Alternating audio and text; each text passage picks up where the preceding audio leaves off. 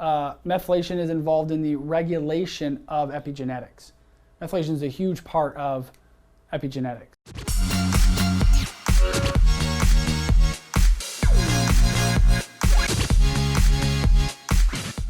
So this is a not full, but pretty comprehensive look at the methyl cycle.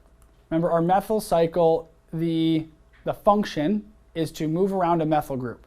It's this big, huge, elaborate process to literally move around a carbon and 3 hydrogens. But that one cell metabolism is extremely, extremely important in a lot of different things.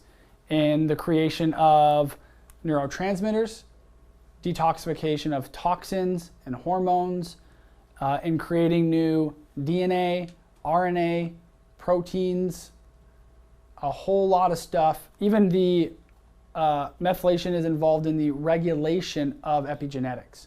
Methylation is a huge part of epigenetics. And so extremely important for this cycle to be not compromised. There are a lot of different variations that can happen with this in terms of patients having genetic polymorphisms for MTHFR, MTRR, COMT, DAO, a whole bunch of different enzymes. And I hope after today we instill this idea that just because a patient has an MTHFR mutation it's not a deterministic gene. It does not mean that they are going to have an issue. It means that if they're having issues, that might be clinically important and clinically relevant, especially in the light of if they're not healing well and their homocysteine's elevated and they have some methylation issues, okay? So these are all the goals of methylation cycle as a whole.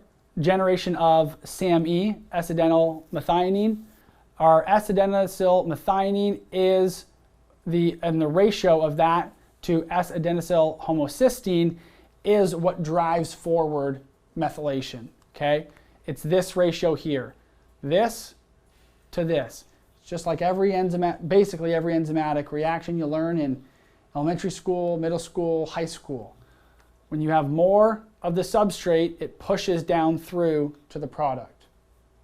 When you have an alteration in this where SAMe is low and SAH is high, that's when the body is not driving methylation to go out this way because we don't have enough of the substrate. To generate BH4, which is used to generate neurotransmitters nitric oxide, help make key antioxidants and detoxification molecules, taurine, sulfate, glutathione, that kind of stuff.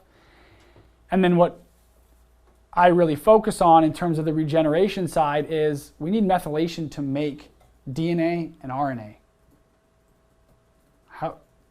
Let's step back for a second. In order to regenerate things, we have to make new cells.